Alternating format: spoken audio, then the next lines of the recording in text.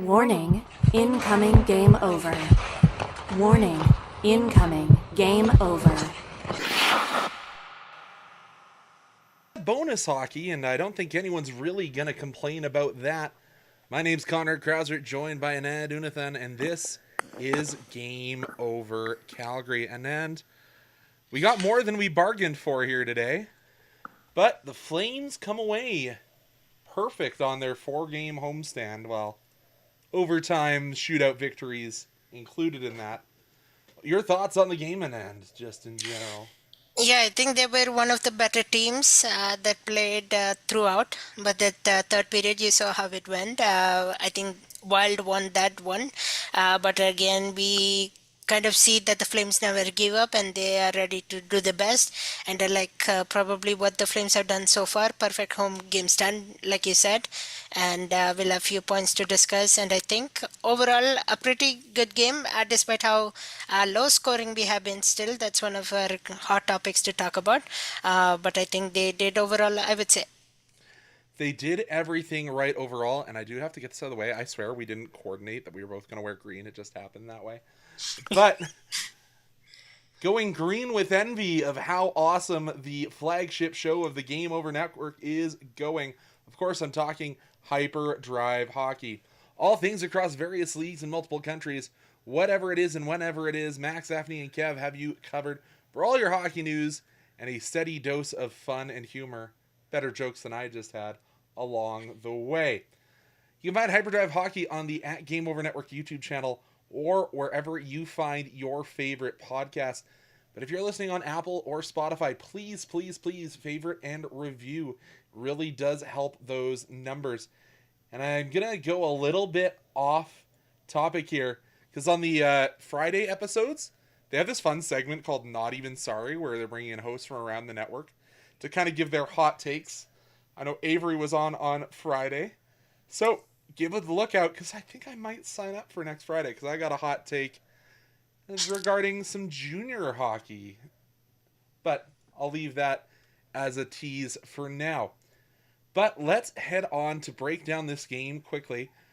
Because one of the better Flames in this game, Kevin Rooney, does open the scoring. His second of the year, assist to Mirmanov and Kirkland. Little bit of a tip in front and not something you necessarily think of when you think Kevin Rooney is soft hands in front of goal. Yeah, 100%.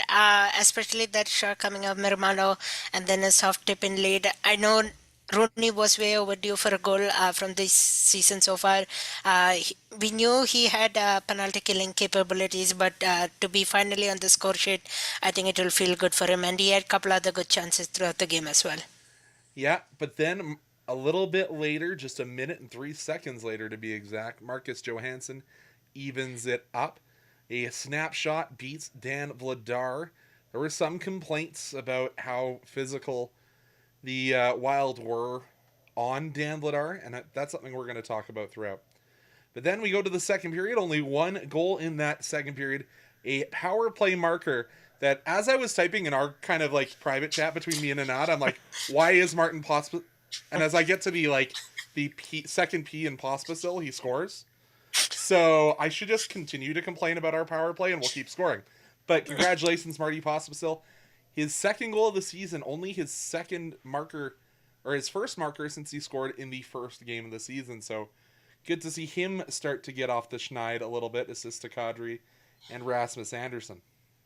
Yeah, I think when you make those simple plays, and that was it. Like Kadri passed it over to Pospisil, that was a nice, good pass. And then you're right at the doorstep to tip it in.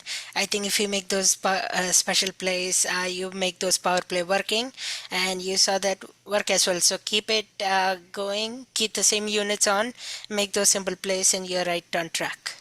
And then we go to the third. The Flames start off hot. Another power play goal. This time, we're going to need a bigger boat. Igor Sharangovich, also known as Sharky, gets the goal from Zari and Uyghur. 9 assists on the season. Immaculate for Uyghur. Yeah, just again, quick passing and getting into the right spot. And just a beautiful shot from Igor Sharangovich. It's different than Pospisil, because Pospisil kind of snuck his way between the two defenders to get in front. But Sharangovich just found his room, and that shot's starting to pick up to similar to how it was last year. Yeah, 100%. I think him being involved and getting around places and getting there quickly, I think he has changed his mindset, and he seems more comfortable to be out there, and he's playing as all we expected. I know he had a slow start to the season as well, but I think he's slowly wrapping around, making sure what his role is and making sure getting those goals in as well. I don't think Maud's in the chat today, but I'm facing Maud from Game Over Ottawa in fantasy this week, and she was complaining. I know we're talking about the Sharangovich goal, but this just popped in my head. Complaining, Pospisil scored once in 15 games and has a goal and an assist this week. What's going on? So just keeping my Flames Homer fantasy draft going. But that wouldn't be the end of it. Brock Faber, the power play marker, assist to Rossi and Boldy. And you could see Vladar was starting to have a little bit of problems with his lateral movement. He'd been banged around a lot today, as I joked previous, and we're going to talk about it a little bit later, but might have well called Dan Vladar Santa with how many times Ryan Hartman was sitting in his lap. But just Faber gets the goal, and I'm looking at his headshot. He wears those sport goggles to his NHL headshot, the goggles he wears instead of the glasses. I don't know, maybe he wears contacts during games, but got the specs on there, and then with only 34 seconds remaining on the clock, Marco Rossi tucks it through Dan Vladar. There was considerations on if it would be challenged on the offside. Or that was the Faber goal that had the consideration of the challenge. I remember watching this game, I swear. It's all the concussions. But Rossi ties it up. Overtime solves nothing. We go to the shootout. Sharangovich stopped. Frank Goudreau, or Freddie Goudreau? Freddie. It's Freddie Goudreau. Scores. Kuzmenko stopped. Boldy stopped. So you need a goal if you're the Flames. So you send out Mr. Automatic. The Kirkland signature shootout move. Scores yet again. 100% in the NHL. Eriksson Ek stopped. Coronado, not the best shootout for his first attempt in the NHL.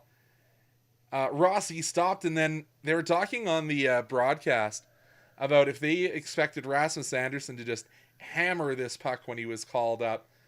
But he, I'm not going to call it a muffin because it still had some pace, but stays along the ice, gets between the wickets of Gustafsson. And then Ryan Hartman once again makes contact with Dan Vladar, goes for that Forsberg move where you have your body going one way, the puck and your stick go the other way, try and tap it around one of the taller goaltenders in the league, which doesn't make sense to me why you'd go to that move. But it goes wide, and the Flames come away. Perfect 4-0 on the road trip. Or home swing, rather. Yeah, good job by the Flames, of course. And then you're slowly learning that you always need to have Kirkland's signature on the shootout. He should be one of your at least one go person. And then Rasmus Andersson surprising as well, getting in the shootout. Again, Coronado, we can give the benefit of the doubt that it was his first time. And then, yeah, I think good solid effort by the Flames. Not the favorite third period, like you said, Conrad. The Wilds were bussing a bit, especially from that power play goal marker. They might have gained some confidence, and then they came back to tie the game, and then we head into overtime with solved nothing, and then the shootout. And I was worried. The start of that overtime period, the Wild started with possession for, let's call it 2.5 minutes of the opening 5 of the extra frame, and they had a couple good opportunities, and then Mackenzie Weegar blocks a shot off the tip of his knee, and the Flames kind of turned it on there. Had a couple of their own scoring opportunities.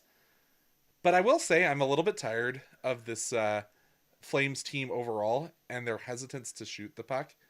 Because we had a couple opportunities there to wire it on Gustafsson, but just electing not to. But, can't argue with heading home with 2 points and 8 on the homestand. But we'll head down now to the rest of our first period, but I'll use this little bit of a break to remind us the Game Over Network is an independent production focused on community inclusion and quality people, like myself and Anand. If you're interested in supporting Game Over Network, we have crowdfunding options available. In the description of this episode, you'll find a link to our Patreon, and we're also working on a page that will be shortly through LaRouche, which is a crowdfunding platform for companies originating in Quebec. For LaRouche, we're aiming to raise $15,000. If we hit that number, we get a bunch of government grants to turn some of us from game day overtime employees into some of us that are going to try and be more full-time and bring on some new talent. So if you have any ideas for something you'd like to see as giveaways, let us know in the comments, Twitter, Instagram, Blue Sky, or join us in our Discord server. We've got a couple of people. I know Mackenzie Grafton is around in the Discord chat. So, join us and we'll continue to talk Flames whenever you want. But I wanted to make period one about Dan Vladar. I kind of woke up and saw that Vladar was getting this start and was like, why are you screwing around with who's in goal? Dustin Wolf has had amazing performances, and speaking of Mackenzie Grafton, he appears in chat.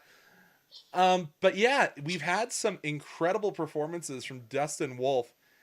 And when you think of the Wild, especially missing Kirill Kaprizov today, you might have thought, hey, let's give Wolf another go.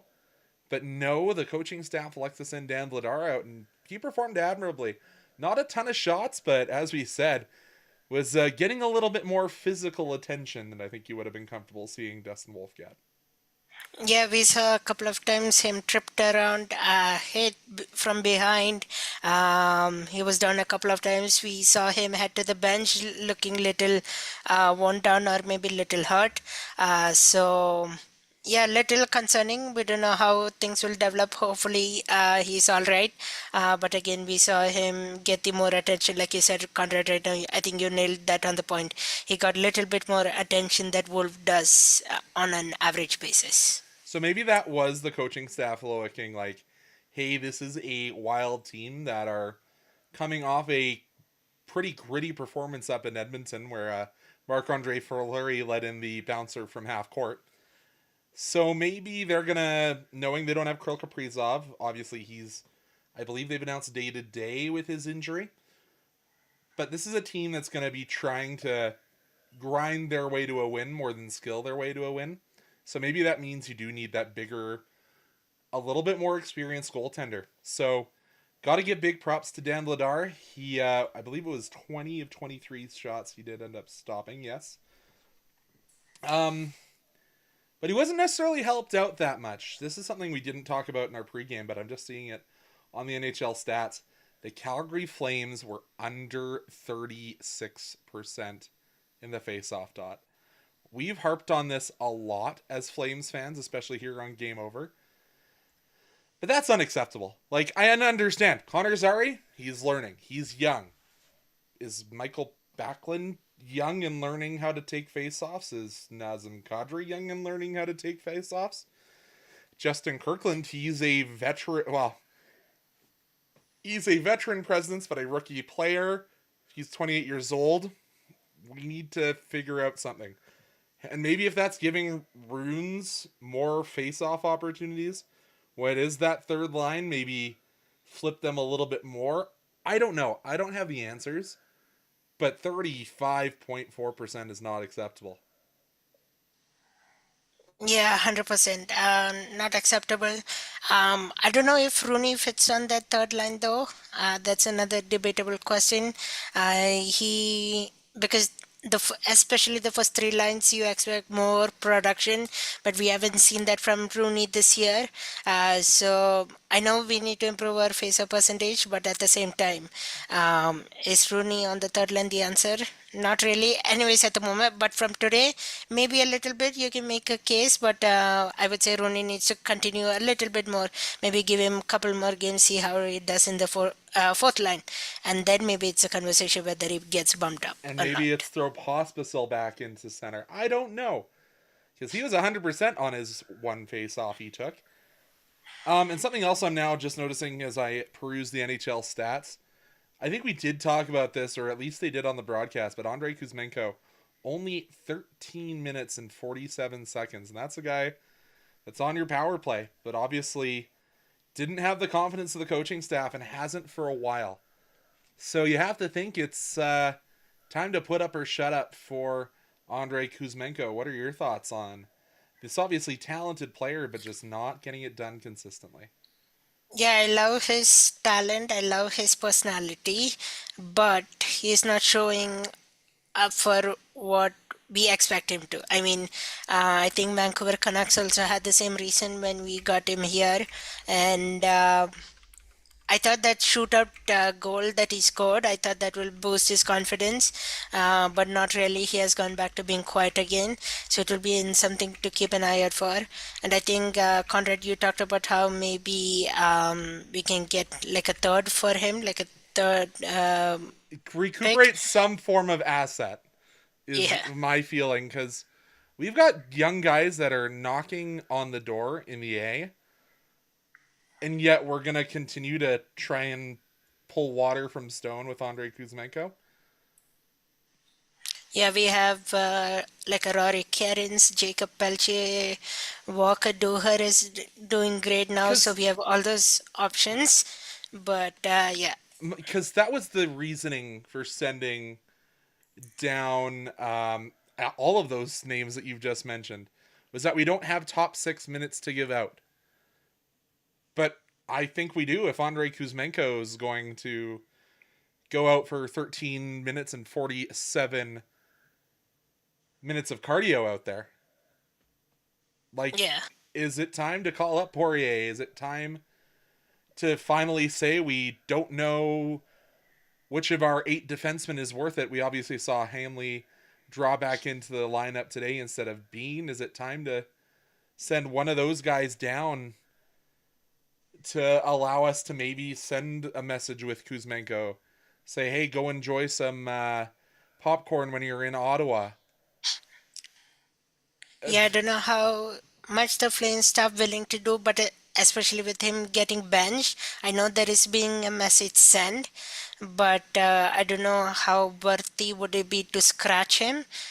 So Yeah, yeah, I mean, it it's... depends what kind of message they want to send. So it will be kind of intriguing to know in the next few games what they do. But that's enough of the negativity. We'll put a cap on that now, and we'll head on to period number 2. But before we do that, just another quick ad read here. Game Over has you covered after the game, but in order to get ready to watch your favorite team and your favorite sport in general, you got to get your game on too. Game On Hockey is short form daily, except when Graham Mossman is sick. Get better, Graham. News podcast covering everything you need to know about the hockey world in under 10 minutes. As I mentioned, it's hosted by Graham Mossman Monday through Friday on the Game Over YouTube channel and in podcast form, which you can find over at thegameovernetwork.com. Game On will also return with both these faces you see on screen soon, so please keep an eye out for when that comes back. But as I said, we need to pump things up a little bit. And speaking of pumping it up, Igor Sharangovich scoring and getting his shot back. Anand, you kind of wanted to touch on this. Yeah, Yegor Sharangovich, the shark attack, he has been missing since that injury, I think, around the preseason time. And then ever since, I think, when he's moved around and ever since he's been focused, we touched about where he scored that power play goal. I think he has found his foot back. He has been energetic. He has been getting shots in and converting those two. And it's so good to see him, the Lego man, get his goals back and get those shot momentum back.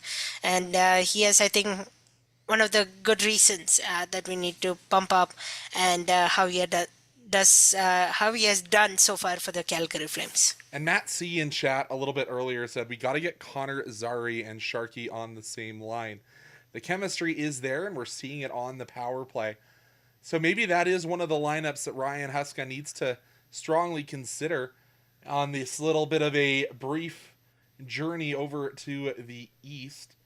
So I think, where is... did I close our schedule? No, I didn't. Yeah, because it is a little bit of a Eastern swing here. It's weird. We're going to Ottawa, but we're not going to Toronto on this 4-game road streak. We never see that. It's usually you get the Sens and you get Toronto at the same time. But you have to think maybe you keep the lines what they are for Monday after that long cross-country journey. But then maybe do you look against the struggling Red Wings, the I can score a million goals once every 4 games, Columbus Blue Jackets. And obviously going to be a lot of feeling there heading to the building that has Johnny Gaudreau's face and memorial on the front of it for this Flames team. And then you've got also another struggling Eastern team in the Penguins. So maybe that's when you can start to juggle things around a little bit. But I also wanted to point out 3 games in a row, the Calgary Flames power play has scored. Obviously got 2 today. So ever since they've shuffled those units, it has been a marked improvement. And I'm not going to say it's perfect because it still has its troubles getting in the zone. The zone entries are where they truly are struggling. When it's not on the stick of Connor Zary or Nazem Kadri, it seems that the blue line's an impenetrable wall at times. But we can't really complain if they keep scoring. Yeah, 100%. You need to give credit where it's due. I think it's a cliche term. Give credits where it's due, and them scoring right now, you need to give credit for. You've seen more easy plays. We referred it to the beginning.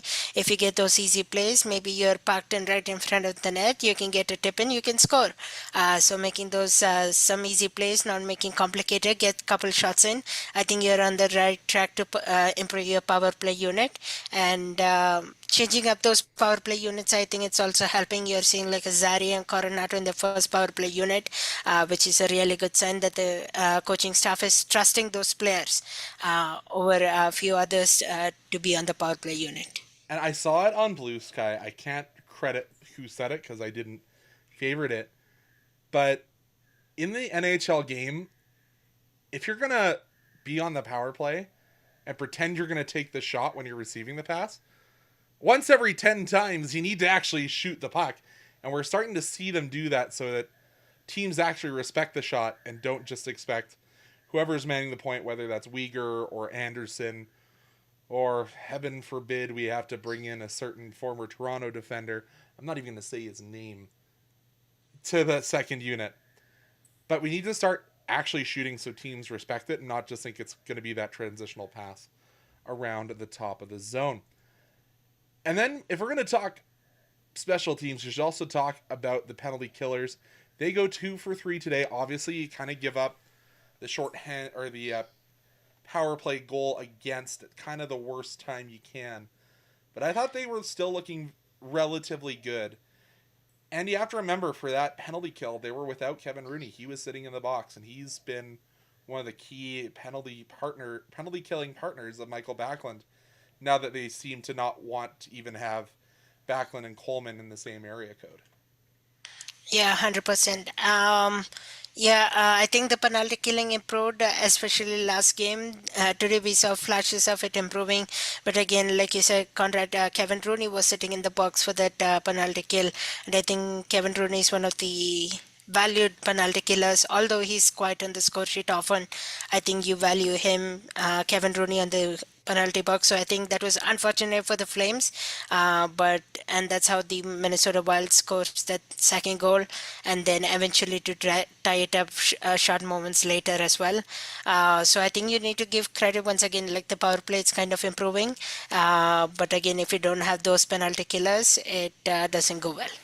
Better but not perfect, I think, is the way we can look at that one. But I think we've kind of put a shine on the Flames and their continued effort. But, I think you can put a shine on what you're wearing as we head into our third period and overtime. And what better way to support something you love than by rocking it as clothing? Game Over's apparel line has dropped 3 unique designs, whether you feel the nostalgic pull of our retro skater design, want to make a statement with the established design, which is currently on sale. Or if you just need another coffee mug, we got one of those. I could use one today. It snowed about 7 inches around where I'm at. Or, if you want to shout out Dan Vladar and Dustin Wolf, you've also got the Live and Die by the Goalie design.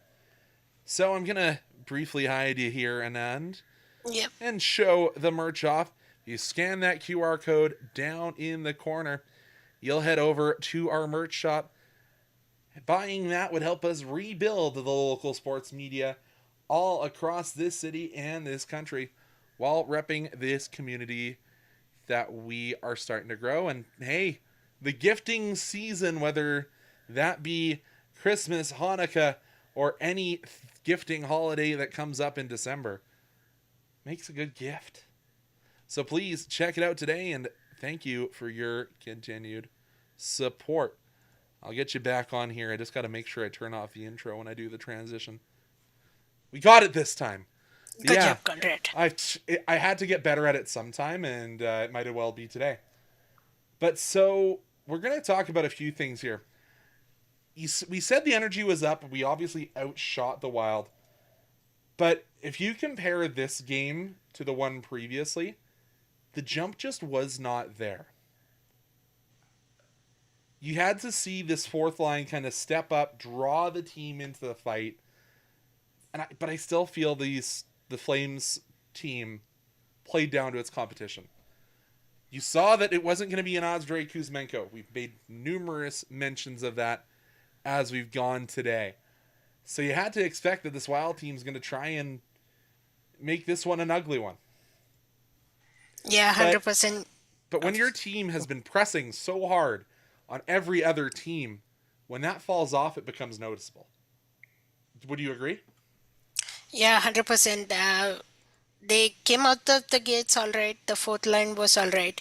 And then slowly as we went down the game, especially that power play goal and that game time goal, I think they dropped their competition level. I think they got hemmed in the zone for a bit. Minnesota Wild was trying as much as they could, and they got it done. And they'll be proud of getting that 1 point because of how they played against, what do you call, uh, the Flames team who may have dropped their competition level. So Minnesota Wild definitely will be happy to go with what they have done in the road trip, especially winning against Edmonton and getting a point in there.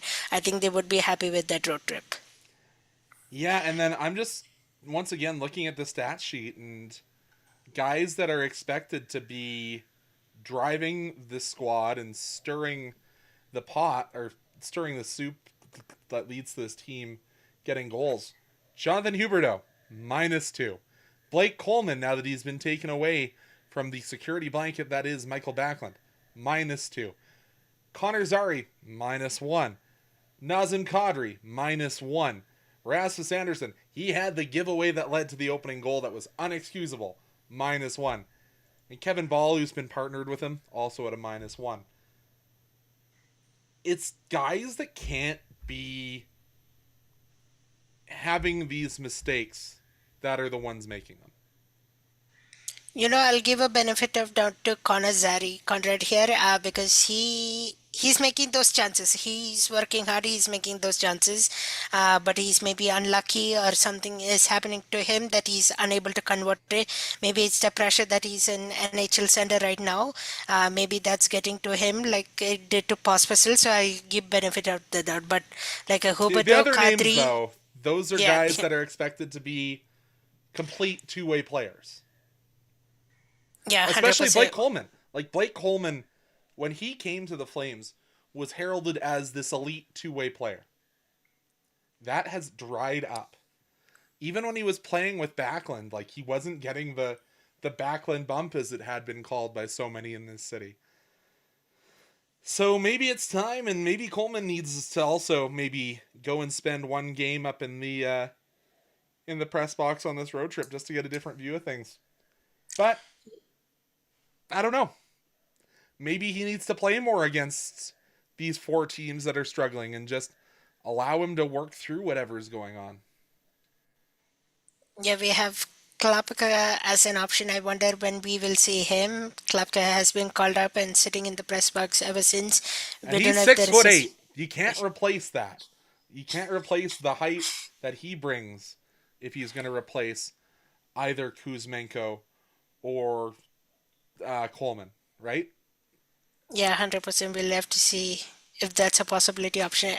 Especially maybe, I think I would say now that I see Klapka as an option that's available, I see maybe Kusumenko getting a scratch for a game, like Klapka come in, and then after that, Blake Coleman, because of his veteran, how long he has been with the Flames, I think him staying in the lineup is more seeable compared to Kuzmenko. So I could see a Klapka swap coming anytime soon. But again, Conrad, you have been saying that we don't want to juggle anything just yet.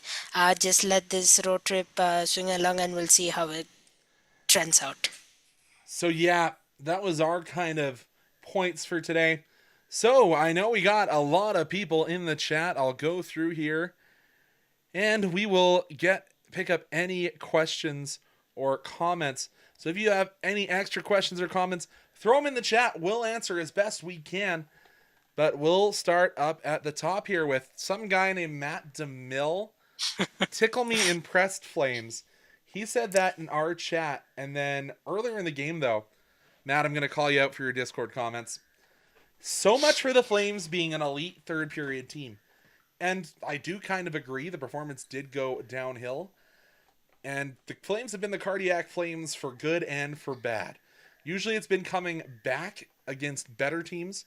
But they do have some of these times where it is a little bit of the head scratcher and allowing teams to pick up an extra point. Seen it a few times this year. But Flames are first in the Pacific, baby. We don't care.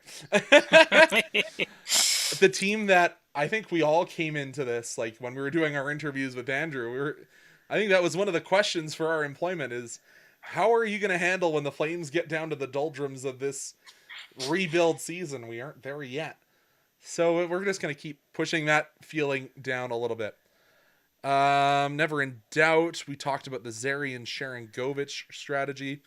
But 2 wins against really good teams, and more to the point, 2 really good goalies. All 4 of the goaltenders we saw in this homestand are goalies that are in the top percentage of the league, and the Flames came out over all of them. Whether it's the 3 Wolf performances, including his first NHL shutout, or whether that's Dan Vladar battling through what was a physical afternoon affair, and that's tough. Like, we always talk about how hockey players are such creatures of habit. This 2 p.m. puck drop must have been excruciating.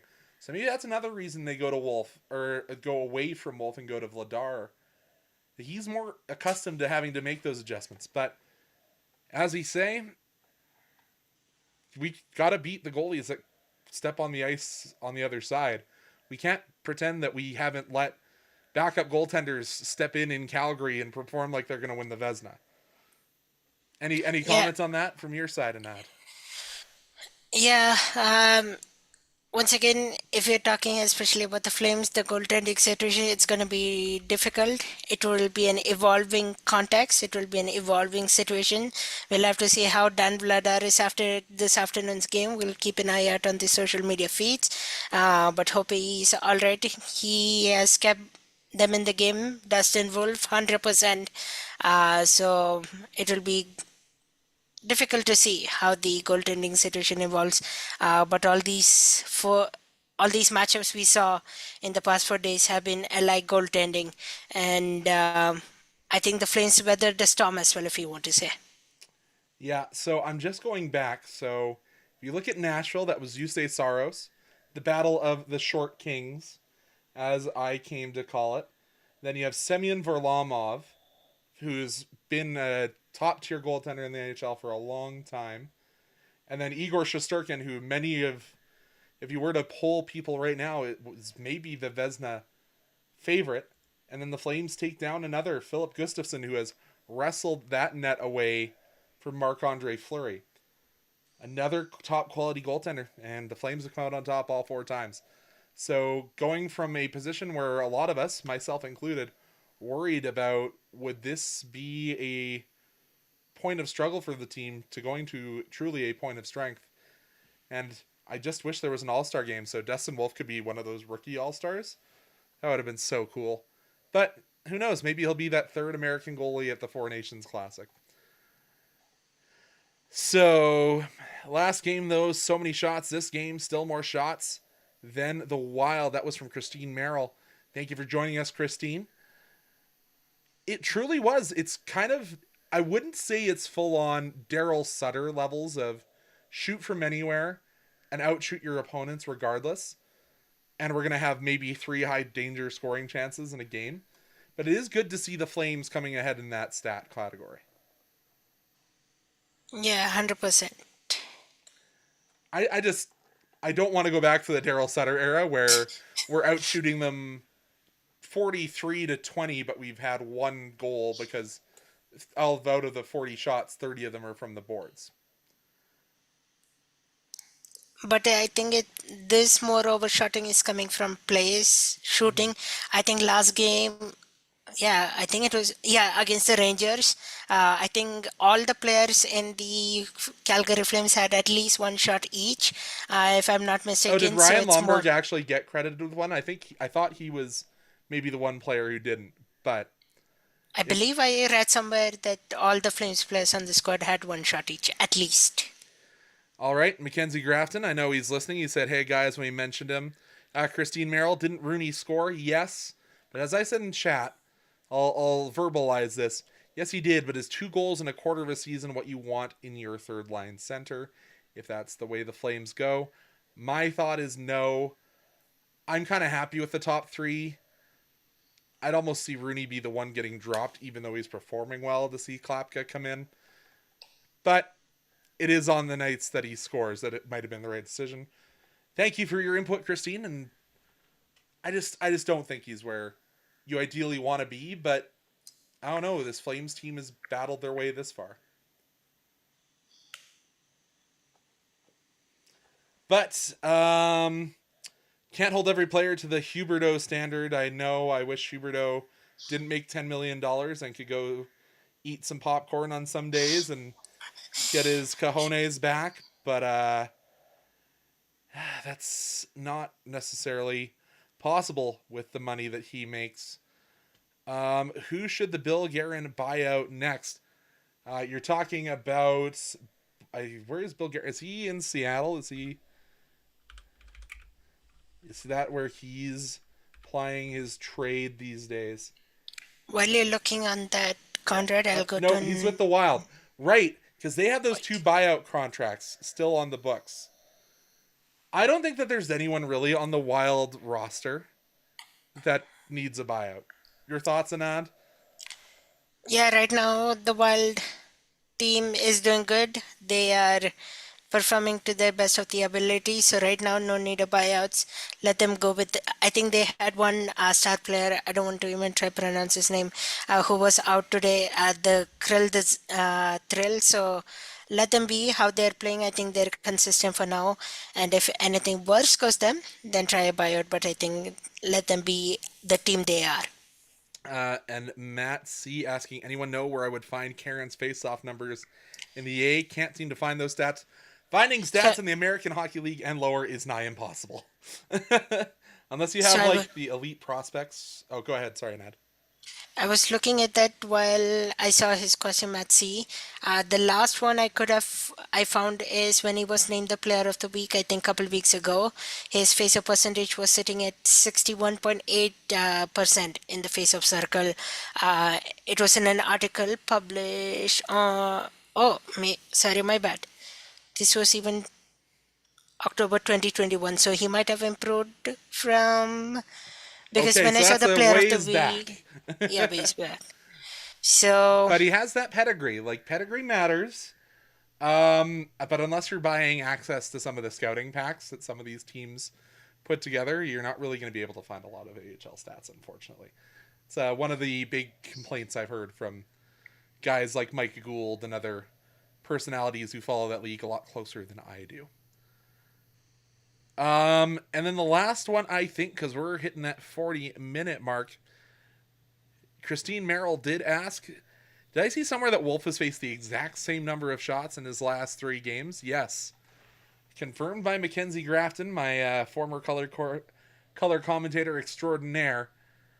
In the last 4 games, Dustin Wolf has faced 29 shots in each of them. That's kind of a funny stat, and And I think I saw he faced a total of 116 shots, and he has stopped 112 of them.